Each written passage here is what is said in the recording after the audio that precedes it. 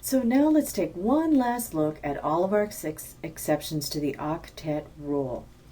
Hydrogen and lithium can lose one electron to form a cation, and hydrogen, even though it's a nonmetal, has a tendency to lose an electron to form a cation, which makes it unlike other nonmetals, which like to gain electrons. When hydrogen loses an electron, it has no electrons because the atom has one electron to begin with. But when lithium loses an electron, then it has an electron configuration like helium. So as an alkali metal, lithium will always lose one electron. Hydrogen can also share or gain one electron to have a configuration like helium. And so here it's showing behavior typical of a nonmetal.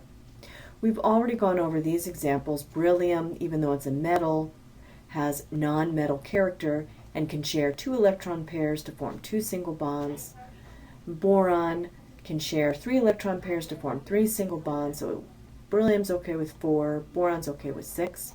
But one exception we haven't looked at is what's known as the expanded octet for elements in period 3 or below. They use empty d orbitals. So if we take a look at our periodic table, here's our third period, which is our third energy shell. And elements in this period, although their d orbitals are not filled, they're still available because the d orbitals become available in the third energy shell. So third row or below can accept more than 8 electrons because of these empty d orbitals. Now, because of volume restrictions and the size of atoms, most central atoms cannot hold more than 6 other atoms just because of size restrictions. And then, of course, there are some examples where we'll have a molecule that has an odd number of electrons, but that is rare. So let's look at this expanded octet exception. Let's look at an example of that. So let's look at this polyatomic ion, phosphorus hexachloride anion. And the first thing we're going to do is write out our skeletal structure. And we notice when we do this that already we have a violation of the octet rule. Phosphorus has 12 electrons around it, 6 bonds. But because phosphorus is in the third row, this is okay. Next, we want to count our valence electrons. We have 5 from phosphorus. We have 7 from each chlorine. And we have a negative charge, which means we add 1. So we have a total of 48 electrons. Now, if we look at how many we used in connecting the chlorines to the phosphorus, we used 12 because each line represents 2 shared electrons. Okay, so we subtract 12 from our total and we get 36 electrons. Now we're going to start with our outer electrons, and we notice each chlorine needs 6 electrons to get an octet. And when I place 6 electrons on each chlorine, I use 36. So chlorine fulfilled the octet rule, phosphorus didn't, but that is okay because it's in the third row or below. And if you ever have extra electrons, they're always going to go on the central atom as lone pairs. Now, one thing that we'll come across when we draw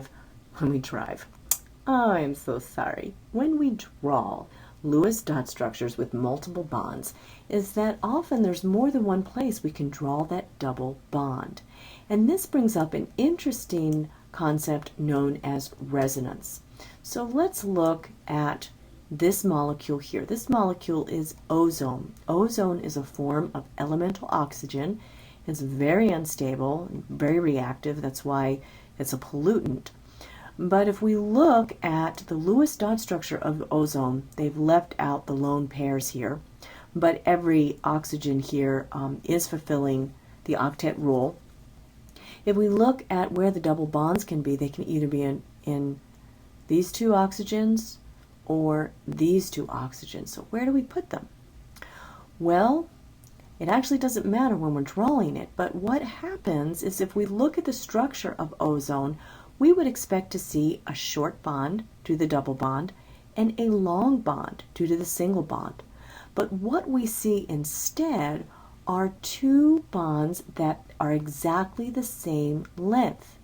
And in between the length of a single bond, which is 147 picometers, and a double bond, which is 121 picometers. The actual length is 128 picometers, and both bonds are the exact same length. So that means we don't have a double bond and a single bond. And the way that chemists explain this is the term known as resonance.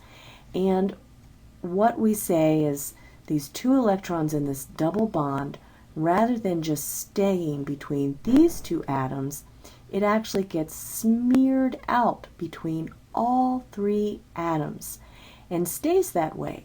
So we end up with a bond that is shorter than a single bond, but longer than a double bond. So we will have resonance anytime we have a double bond and we can actually draw different structures that fulfill the octet rule. To draw a resonance structure, first draw a Lewis dot structure that maximizes or follows the octet rule. So here is an example of, looks like this is the nitrate ion. Yeah, it is, because there's an even number of electrons. So this is the nitrate ion, and here's one structure. We can also move electrons around to put the double bond here. The octet rule is still followed, but the double bond is in a different place. And we could also draw the double bond here. So we have three different possible resonance structures. Okay, so pause the slide and see if you can draw two different Lewis dot structures or two different resonance structures for this polyatomic ion. And carbon is central with nitrogen and oxygen on either side of it.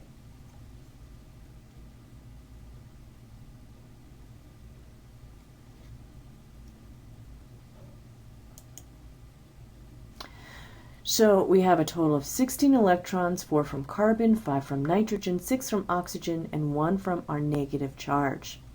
And we can draw our resonance structure with 2 double bonds, or we can draw our resonance structure with a triple bond here and a single bond here.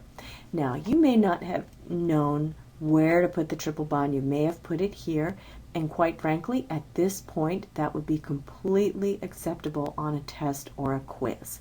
All we're doing is moving our electrons around so that the octets are still fulfilled.